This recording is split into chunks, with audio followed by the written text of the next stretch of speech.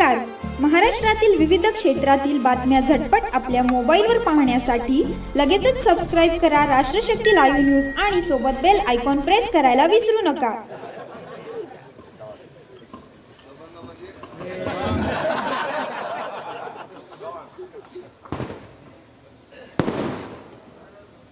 फटाके थांबव ना. अच्छा,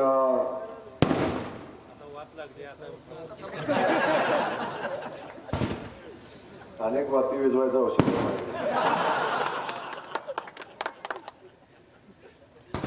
अच्छा, समाधान दादा आणि त्यांचे सगळे सहकारी, मी काळे परिवाराच्या सहकाऱ्यांच्या प्रवेशाचा हा कार्यक्रम आज भारतीय जनता पक्षामध्ये त्यांचा प्रवेश होत असताना त्या कार्यक्रमासाठी उपस्थित असलेले आमचे दुसरे समाधान दादा, तुम्हाला दादा म्हणतात ते काय दादाच ना, दोन समाधान दादा सोबत असल्यावर सगळं समाधानच आहे. दुसरे आमचे समाधान दादा होता आता ज्याने आपल्याला मार्गदर्शन केलं गेल्या 3, 4, 5, 7, 8 दिवसापासून या भागातल्या जिल्हा परिषदेच्या निवडणुकीच्या अनुषंगाने सातत्याने आमची चर्चा झाली आणि ही चर्चा होत असताना या भागातल्या जिल्हा परिषदेच्या निवडणुकीच्या अनुषंगाने काय काय अपेक्षित आहे आपल्याला याचा विचार केल्यानंतर स्थानिक स्तरावर आघाडी व्हावी, एकमेकांनी सोबत येऊन लढावं किंवा आणखी काय वेगळा पर्याय आहे का याच्या संदर्भात आदरणीय मालक आणि समाधान दादा यांच्यासोबत माझी चर्चा चालू होती. आणि त्याच वेळी या जिल्हा परिषद गटामध्ये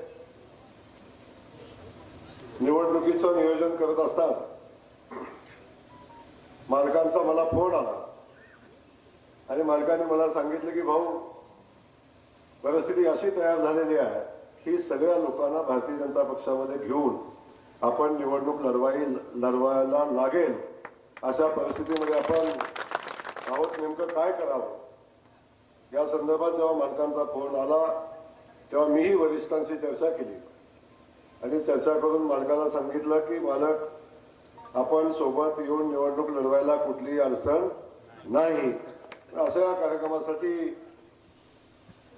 मालकांच्या सोबत उपस्थित असलेले रणजित भैया, बघा रणजित भैया भारतीय जनता पक्षाच्या संस्कृतीमध्ये आता अनेक आहे, भारत माता की वंदे पण एक विसरून गेले, भारतीय जनता पक्षाचा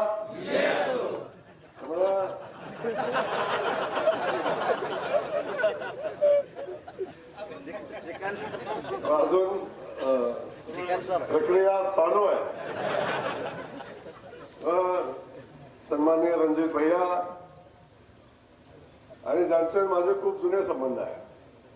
सोलापूर जिल्ह्यामध्ये प्रशांत मालक असतील, संजय मामा असतील, आणखीन काही लोक आहेत, त्यांची नावं घ्यायची नाही तर मला, पण या सगळ्यांच्या सोबत कल्याणरावजी काळेंचाही माझा स्नेह, राजकारणाच्या पलीकडं जाऊन आमचा स्नेह आहे.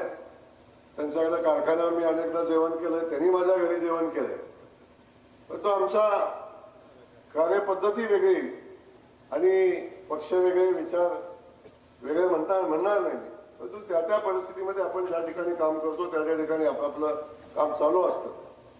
आज खऱ्या अर्थानं इथे येताना मला आनंद झाला की कल्याणरावजी काळे साहेबांच्या सोबत आज कार्यक्रम करण्याचा पहिलाच योग आला.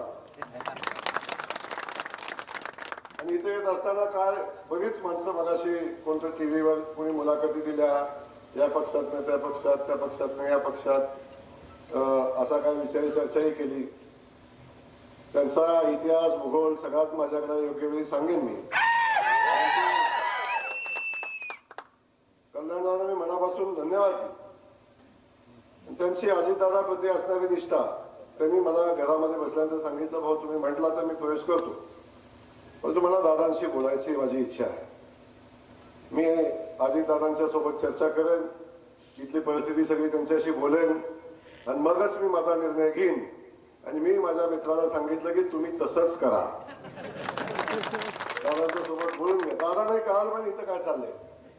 तेव्हा सन्माननीय कल्याणरावजी काळे साहेब, युवराजदादा पाटील, सन्माननीय दादांचे चिरंजीव नातू आणि या भागातल्या सगळ्या विकासाच्या प्रक्रियेमध्ये सातत्याने सहभागी असणारे सगळे कुटुंब, सगळेच कुटुंबीय, ते सन्माननीय युवराजदादा पाटील, समाधानदादा काळे, उत्तम काका, महादेव देते, तानाजी वाघमोडे, माऊली हरवणकर, हर्षल कदम, शहाजी साळुंके, भारत कोळेकर, सुभाष मस्के, किशोर खरडकर, शुक्राचार्य गवळी, जिगर गायकवाड, राजाभाऊ जगदाळे, हरिभाऊ शिंदे, जयराम शिंदे, सहकार शिरोमणी सहकार कारखान्याचे सर्व संचालक, सगळे नेते, वाखरी जिल्हा परिषदेच्या उमेदवार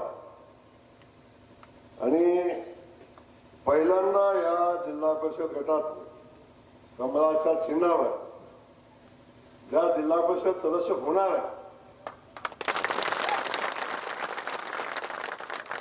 मी असंच होणार आहे म्हणत नाही, मला माझा इतिहास माहिती आहे. कारण मी अंदाज घेतल्याशिवाय आणि मला कॉन्फिडन्स आल्याशिवाय मी बोलत नाही.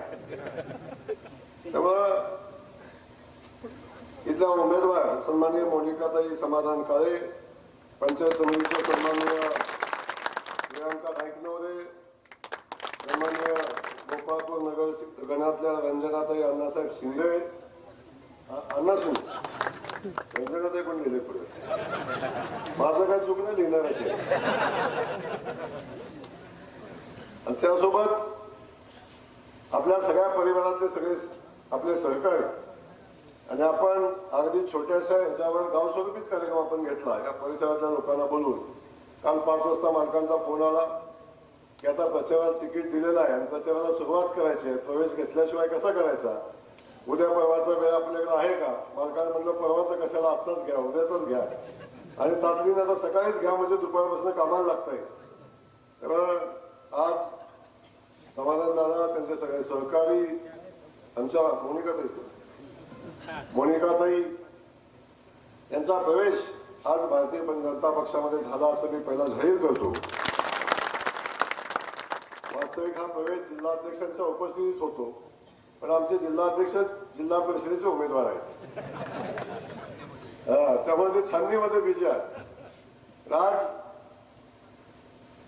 प्रवेश करत असताना मी मनापासून भारतीय जनता पक्षामध्ये आपलं स्वागत करतो. जगातला सगळ्यात मोठा पक्ष, देशातला तर आहेच आहे, पण जगातला सगळ्यात मोठा पक्ष हा भारतीय जनता पक्ष आहे. आणि या भारतीय जनता पक्षाच्या परिवारामध्ये आपलं आता स्वागत आम्ही सगळ्यांनी केलेलं आहे. समाधानदार बोलताना आपण सांगितलं की अनेक प्रसंग आले, अनेकदा विचाराचा म्हणजे पक्षामध्ये बदल करण्याचाही आम्हाला प्रसंग आला. याही परिस्थितीमध्ये सातत्यानं आपण आपल्या कुटुंबियाचं, आपल्या परिवारासोबत आपल्या विचाराच्या लोकांचं संघटन टिकवण्याचं काम सातत्यानं आपण केलं. आपल्या कुटुंबाला वारसा वसंतराव दादांच्या पासून प्रचंड मोठं काम आपल्या कुटुंबाने या भागात उभं केलं. आणि हे कुटुंब फक्त काळे कुटुंबापुरतं मर्यादित नाही, एक मोठा परिवार या निमित्तानं आपण तयार केला आणि सातत्याने त्या लोकांच्या सुखदुःखामध्ये राहून आपण त्यांच्या पाठीशी राहण्याचं काम केलं. म्हणून आपण सातत्याने या ठिकाणी आपल्या परिवारामध्ये खूप मोठी वाढ करत गेला. अनेक विचारात काम केल्यानंतर मी पहिल्यांदा आपल्याला सांगतो की भारतीय जनता पक्ष, मगाशी बोलताना आपण सांगितलं की मालकानेही सांगितलं की भारतीय जनता पक्ष हा जसा मोठा पक्ष आहे. अनेक लोक म्हणतात की भारतीय जनता पक्ष सगळ्यांनाच पक्षामध्ये घेतो. शेवटी पक्ष मालवत असताना, लोकांच्यासाठी काम करत असताना, लोकांच्या सेवेचं साधन हे सत्ता असतं, लक्षात ठेवा. सत्तेसाठी अनावश्यक तडजोडी केलं नाहीच पाहिजे. तर हे करत असताना आपल्या सगळ्यांना सांगेन, मी सातत्यानं रामायण आणि महाभारताचा दाखला या निमित्तानं देत असतो. आपल्याला आठवत असेल, कौरवांचं आणि पांडवांचं युद्धाची तयारी चालू होती.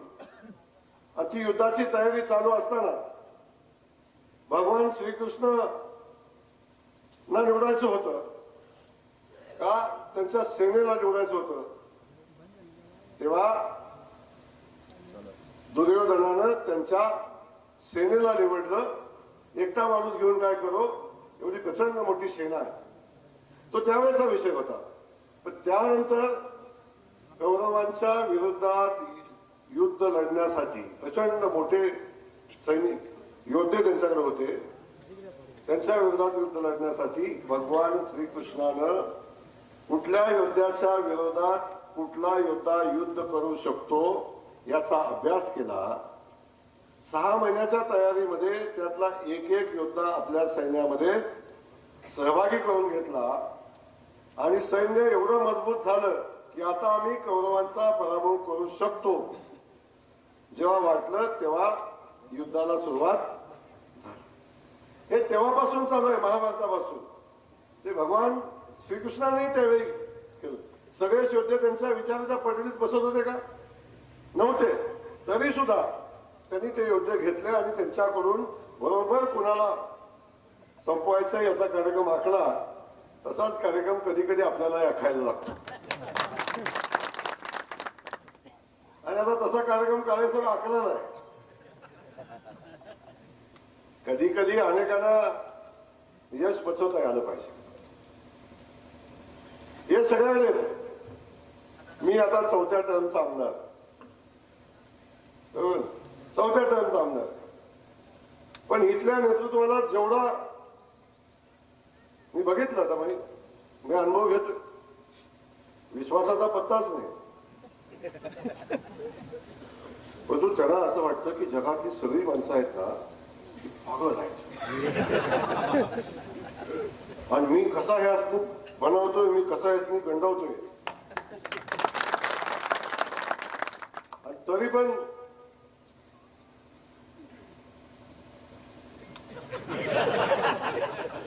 मागे ठेवतो काय असं करतो. पण मी आपल्याला इथे एवढं सांगतो, कोण काय म्हणतोय याचा विषय सोडा. अनेक लोक म्हणतात भाजप संपवायचं का, भारतीय जनता पक्ष संपू, भारतीय जनता पक्षाचे नेते संपू.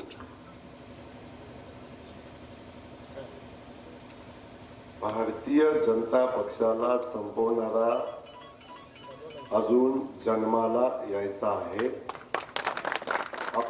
आपण आपल्या क्षमतेप्रमाणे, आपल्या कोटीप्रमाणे बोलावं, कोटीच्या बाहेर जाऊ नये अशी माझी विनंती या निमित्ताने राहील. भारतीय जनता पक्षानं जर छत काढलं,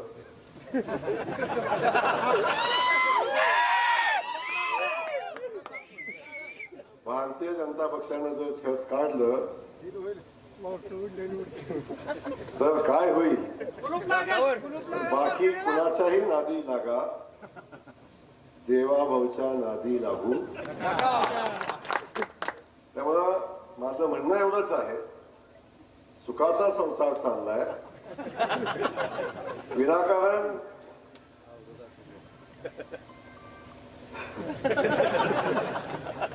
पहिलेच बैठक आहे तुम्हाला माझं एवढंच सांगणं आहे, तुम्ही आता या पक्षाच्या विचारात आलाय. माझी विनंती तुम्हाला, हा पक्ष शिस्तीचा पक्ष आहे. इथं आचारसंहिता असते, वेळ लागेल, अवधी लागेल, पण या पक्षाच्या आचारसंहितेत जसा आमचा रणजित भैया तातडीने आलेला आहे. मी पण कुठे होतो, मी म्हणत नाही मी काय माझा जन्म भारतीय जनता पक्षात झाला, हो मी होतो, पण जेव्हापासून आलो तेव्हापासून भारतीय जनता पक्षाच्या विचारामध्ये येऊन भारतीय जनता पक्षाची तत्व, भारतीय जनता पक्षाचं कार्य आत्मसात करून आपण या आचारसंहितेत राहून काम केलं. तर सामान्यातल्या सामान्य माणसाला न्याय कोण देऊ शकतं, तर भारतीय जनता पक्ष देऊ शकतो. हे या निमित्ताने मी सांगेन. आज देशामध्ये आपण सगळीकडे बघताय. माझी विनंती या निमित्ताने आपल्याला आला आपण शिस्तीनं आणि पक्षाच्या आचारसंहितेत राहून आपण काम करू. आणि एक सांगतो, भारतीय जनता पक्ष आपल्या पाठीशी उभा आहे. आणि जेव्हा भारतीय जनता पक्ष पाठीशी उभा राहतो तेव्हा समोरच्या अनेक लोकांच्या अडचणी होतात. कारण आम्ही फक्त राहतो म्हणायला पाठीशी राहत नाही. आम्ही जेव्हा राहतो, आपल्या कार्यकर्त्यांना बळ देतो, पक्ष देतो, तेव्हा प्रचंड ताकदीने आपल्या पाठीशी उभे राहतो. आणि हे या निमित्ताने मी आपल्याला सांगणार आहे. त्यामुळे तुम्ही बिलकुल चिंता करू नका. जी प्राप्त परिस्थिती निर्माण झालेली आहे असे अनेकांच्यावर होत असते. काही वेळा कुणी किती म्हणू दे की कुठं इकडून तिकडं तिकडून इकडं, पण काही वेळा परिस्थिती अनुरूप निर्णय घ्यायला लागतात. आणि परिस्थिती निर्माण अशी होत असते की त्यावेळी काही घडामोडी घडत असतात. तेव्हा कधी कधी असुरांचा नाश करण्यासाठी कूटनीतीचा वापर करायला लागतो. नाहीतर कर्णाला मारणं सोपं होतं का? कर्ण असुरी नव्हते, पण कर्णाला मारणं सोपं होतं का? काही वेळा काही निर्णय घ्यायला लागले भगवान श्रीकृष्णाला. तेव्हा तसेच निर्णय आपल्याला कधीतरी घ्यायला लागतात. आपण काय भगवान श्रीकृष्ण नाही, आपण साधारण माणसं आहोत, पण कधीतरी आपण तसे निर्णय घ्यायला लागतात. म्हणून पुन्हा एकदा आपल्या सगळ्यांचं भारतीय जनता पक्षाच्या परिवारामध्ये मनापासून स्वागत करतो. या भागातल्या विकासाच्या संदर्भातली भूमिका घेत असताना शबानामजी आणि अगदी कल्याणरावजी काळेसाहेब असतील, मी आपल्याला एवढंच सांगतो की या राज्यामध्ये देशामध्ये मोदीजींचं सरकार आहे, राज्यामध्ये देवेंद्रजींचं सरकार आहे, आणि जिल्ह्यामध्ये